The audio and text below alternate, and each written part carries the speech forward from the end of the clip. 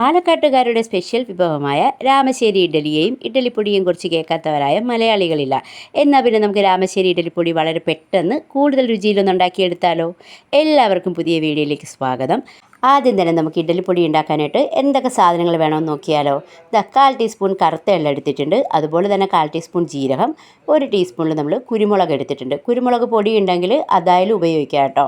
ഇനി നമുക്ക് മെയിനായിട്ട് വേണ്ടത് 1/4 കപ്പ് ചനാ ദാലാണ്, അതായത് കടലപ്പരിപ്പ്. അപ്പം നമ്മൾ കടലപ്പരിപ്പ് നന്നായിട്ട് കഴുകി ഉണക്കിയെടുത്തതാണ്.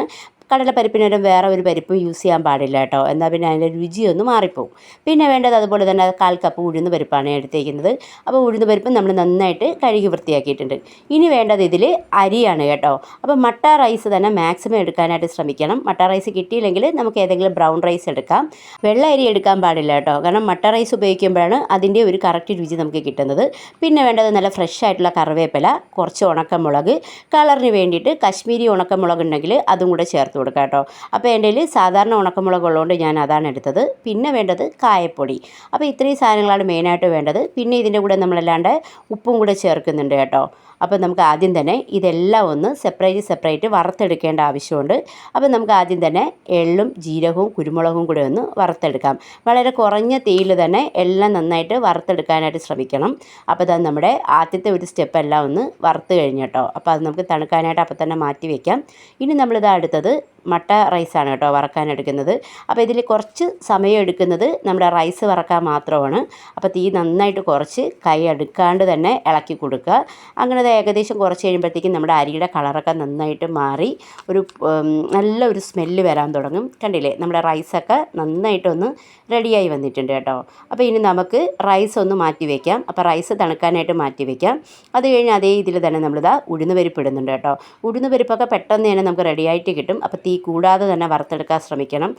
ഉഴുന്ന് പരിപ്പ് നല്ലൊരു സ്മെല്ല് വരുന്നുണ്ട് കേട്ടോ. അപ്പോൾ ഉഴുന്ന് പരിപ്പ് റെഡി ആയിട്ടുണ്ട്. ഇനി അടുത്തത് നമുക്ക് ഉഴുന്ന് പരിപ്പ് തണുക്കാനായിട്ട് മാറ്റി വയ്ക്കാം. ഇനി നമുക്കതിലേക്ക് നമ്മുടെ കടലപ്പരിപ്പ് വറക്കാനായിട്ട് ഇട്ട് കൊടുക്കാം കേട്ടോ. കടലപ്പരിപ്പും വളരെ പെട്ടെന്ന് തന്നെ നമുക്ക് വറുത്തെടുക്കാനായിട്ട് സാധിക്കും. അപ്പോൾ അതാ നമ്മുടെ കടലപ്പരിപ്പ് ഏകദേശം ഒന്നായി വന്നിട്ടുണ്ട്. ഇപ്പോൾ അതിൻ്റെ കളറും നല്ലതായിട്ട് മാറുന്നുണ്ട്, നല്ലൊരു സ്മെല്ല് വരുന്നുണ്ട് കേട്ടോ. അപ്പോൾ അതാ കടലപ്പരിപ്പും അടിപൊളിയായിട്ട് റെഡിയായി വന്നിട്ടുണ്ട്. അപ്പോൾ ഇനി ഇത് നമുക്ക് തണുക്കാനായിട്ട് മാറ്റി വയ്ക്കാം. ഇനി നമുക്കിതിലേക്ക് കറിവേപ്പില വറക്കാനായിട്ട് ഇട്ട് കൊടുക്കാം കേട്ടോ. കറിവേപ്പില നന്നായിട്ട് വാടി അത് നമ്മുടെ കൈ കൊണ്ട് പൊടിക്കാൻ പറ്റുന്ന ഒരു പരുവാകുമ്പോഴത്തേക്കും നമുക്ക് കറിവേപ്പില മാറ്റി വയ്ക്കാം. ഇനി നമ്മൾ ഇതിലേക്ക് ഉണക്കമുളക് ഇടുവാണ് കേട്ടോ. അപ്പോൾ കശ്മീരി മുളക് ഉണ്ടെങ്കിൽ ഈ സമയം അതിലേക്ക് ഇട്ട് കൊടുക്കാം. അപ്പം മുളകും വറുത്ത് മാറ്റിയിട്ട് ലാസ്റ്റ് നമ്മളിതാ ഉപ്പൂടെ ഒന്ന് വറുത്തെടുക്കുകയാണ്. കായം നമ്മൾ യൂസ് ചെയ്യുമ്പോൾ കട്ടക്കായമാണെങ്കിൽ അതും സെപ്പറേറ്റ് ഒന്ന് വറുത്ത് മാറ്റി വയ്ക്കാം.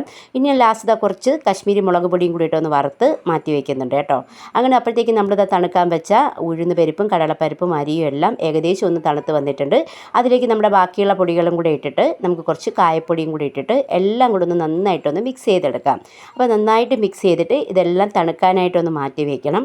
നല്ല രീതിക്ക് തണുത്ത് കഴിയുമ്പോഴത്തേക്കും നമ്മുടെ മിക്സിയുടെ ജാറിലിട്ട് കുഞ്ഞു ജാറിലിട്ട് പൊടിച്ചെടുക്കാം കേട്ടോ. അപ്പം ഞാൻ ചെറിയ ജാറായതുകൊണ്ട് ഒരു 2 സ്റ്റെപ്പായിട്ടാണ് പൊടിച്ചെടുത്തത്. നമുക്ക് ചെറിയ ചെറിയ തരികളോട് വേണമെങ്കിലും പൊടിച്ചെടുക്കാം, ഇല്ലെങ്കിൽ നല്ല ഫൈൻ പൗഡറായിട്ടും പൊടിച്ചെടുക്കാം. അപ്പോൾ ഞാൻ നല്ല ഫൈൻ പൗഡറായിട്ട് തന്നെയാണ് പൊടിച്ചെടുത്തത്. അങ്ങനെ നമ്മുടെ സൂപ്പർ ടേസ്റ്റി ആയിട്ടുള്ള രാമശ്ശേരി ഇഡ്ഡലിപ്പൊടി റെഡി ആയിട്ടുണ്ട് കേട്ടോ. നമ്മുടെ നാട്ടിലേക്ക് സാധാരണ ഇഡ്ഡലിപ്പൊടിയിൽ നിന്നും ഒത്തിരി ടേസ്റ്റ് വൈസ് സൂപ്പറാണ് കേട്ടോ ഈ രാമശ്ശേരി ഇഡ്ഡലിപ്പൊടി. അങ്ങനെ നമ്മുടെ ഇഡ്ഡലിപ്പൊടിയെല്ലാം അടിപൊളിയായിട്ട് റെഡി ആയിട്ടുണ്ട്. അപ്പം നമുക്കിതൊരു പ്ലാസ്റ്റിക് ബോട്ടിലോ വല്ലതും നന്നായിട്ട് ഉണങ്ങിയ ബോട്ടിൽ സൂക്ഷിച്ച് വെച്ചാൽ എത്ര മാസം വേണേലും കേടുകൂടാതിരിക്കും കേട്ടോ. അപ്പോൾ എല്ലാവർക്കും ഇന്നത്തെ വീഡിയോ ഇഷ്ടപ്പെട്ടെന്ന് വിചാരിക്കുന്നു. എന്തായാലും ട്രൈ ചെയ്ത് നോക്കുക കേട്ടോ. അപ്പം നമുക്കിത് സാധാരണ ഇഡ്ഡലിപ്പൊടി ഡയറക്റ്റായിട്ട് യൂസ് ചെയ്യാം, അല്ലെങ്കിൽ എണ്ണയിൽ മിക്സ് ചെയ്തും യൂസ് ചെയ്യാം. അപ്പോൾ പുതിയ വീഡിയോ ആയിട്ട് ഇനി വീണ്ടും കാണുന്നത് വരെ താങ്ക് യു.